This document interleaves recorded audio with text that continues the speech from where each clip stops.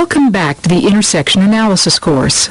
So far, we've discussed how to approach the intersection, how to assess the intersection's risks, and the basics of clearing an intersection. In this lesson, we'll cover how to clear the intersection when there's heavy congestion and cross-traffic. When intersections get more congested, we need to focus on certain parts of the process even more. Slowing down becomes more important because you need additional time to recognize and respond to hazards. There are more individuals involved that must yield the right-of-way, and there are additional alternatives that you can use to deal with blocked lanes. We'll discuss all of these items in this lesson.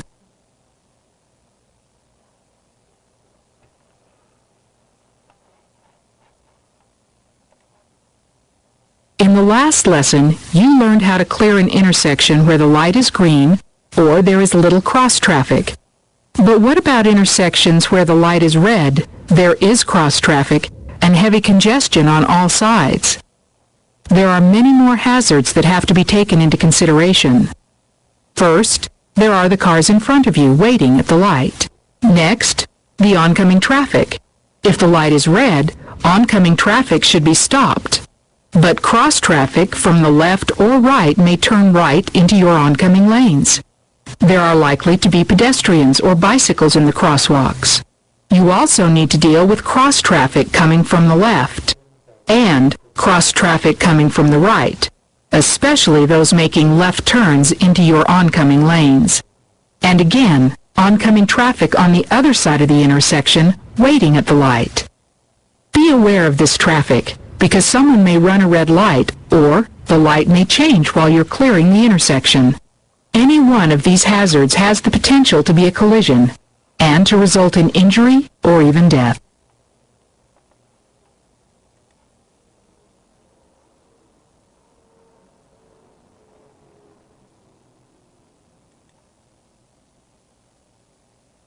The first step to clearing congested intersections is to slow down. Slowing down will give you the time you need to scan effectively in all directions and identify potential hazards. 100 feet prior to the intersection, slow to 15 miles per hour or below.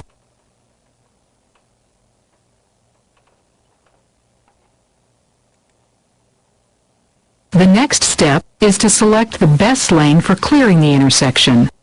With increased traffic, this becomes very important. It must be based on the conditions and hazards you identify. In this intersection, there are 4 possibilities. 1. The left turn lane. 2. Lane number 1. 3. The right turn lane. And 4. Oncoming lanes. Let's look at each one in more detail.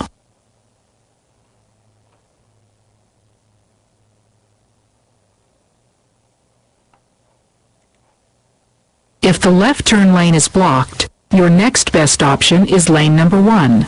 From this lane you also have good visibility of the intersection.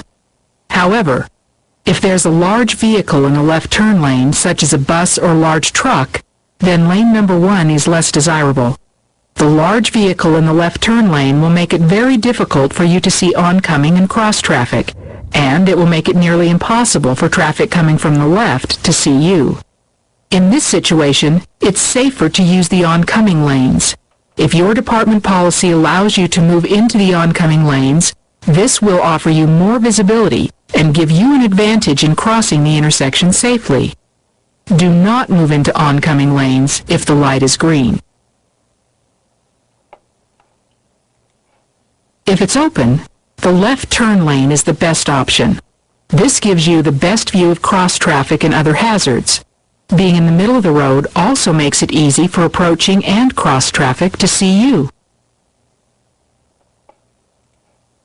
If all lanes in front of you are blocked and the light is red, use the oncoming lanes to clear the intersection.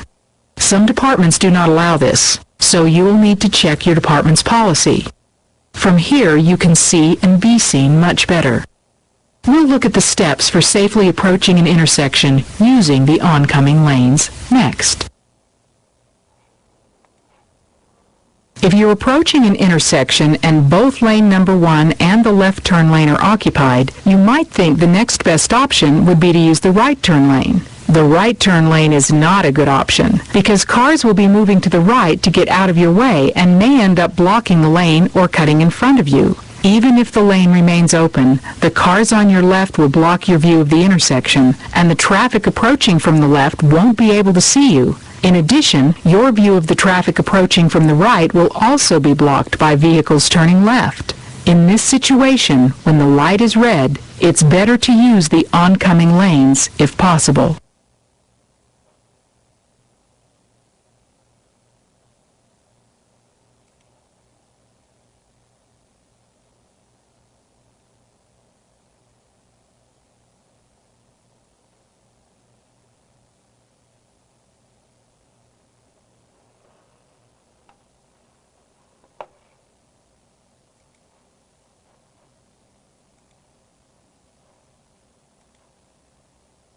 If the light's red and you determine that using the oncoming lanes is the most appropriate choice, follow these steps.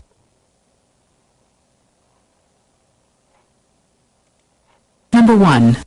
Determine department policy. First, make sure your department policy allows the use of oncoming lanes for clearing intersections. Number 2. Move into oncoming lanes. When you're 200 feet from the intersection, look ahead and carefully move into the oncoming traffic lanes if it's safe to do so. Don't move into oncoming lanes before 200 feet unless traffic is backed up beyond that point. Number 3. Straddle lanes 1 and 2. At 100 feet, slow to 15 miles per hour or slower and move so that you're straddling oncoming lanes 1 and 2.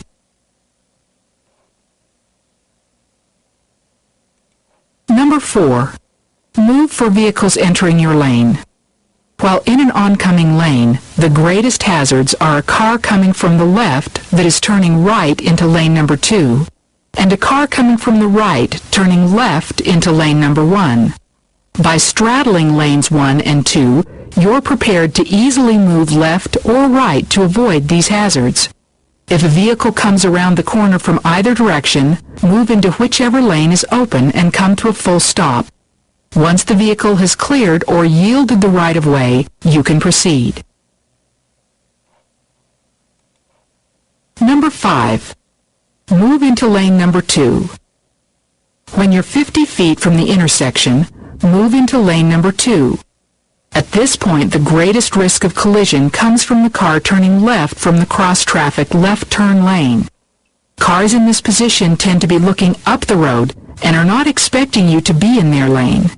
Because of this, move into lane number 2. You will be protected from those cars turning left. Cars turning right will have a clear view of you, and you'll have a clear view of the whole intersection.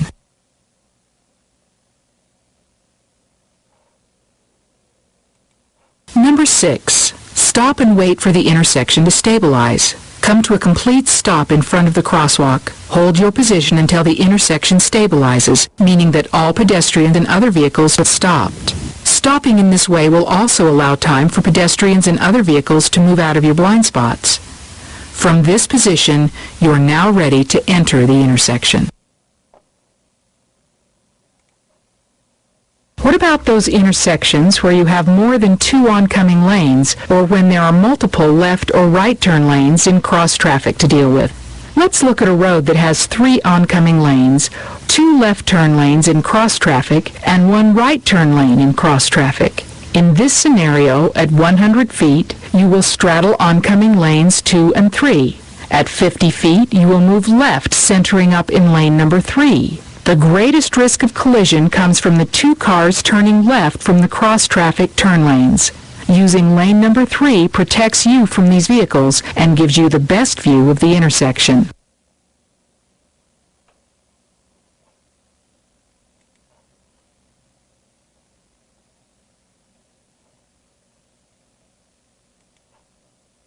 If the lanes in front of you are blocked, the light is red, and you can't enter oncoming traffic lanes because your department policy restricts it, or there is a raised median or other road obstruction, your only option is to first pull in behind traffic, next shut off your emergency equipment, And finally, wait for the light to turn green and the traffic to pull through the intersection. It's important that you turn off your emergency equipment. If you don't, someone in front of you may feel pressure to get out of your way and may pull into oncoming or cross traffic in the intersection and cause an accident.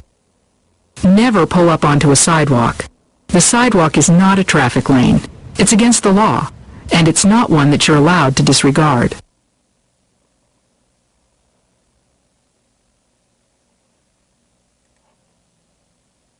As you're selecting your lane for clearing the intersection, don't get closer than 20 feet to the car in front of you. Maintain ample space so that you have room to maneuver past each vehicle. If you don't maintain this space, you may get trapped. You can't go in reverse in traffic with lights and sirens on, so it's best that you always maintain this space. Also, if someone's coming up from behind you too quickly, having space in front will give you room to take evasive action.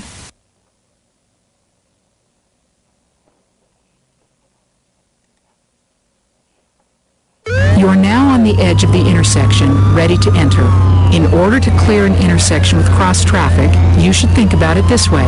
Work your way across an intersection one hazard at a time. You do this by following these steps. 1. Approach and yield to the hazard. 2. Wait until the vehicle or person has yielded the right-of-way to you. 3. Proceed cautiously to the next hazard.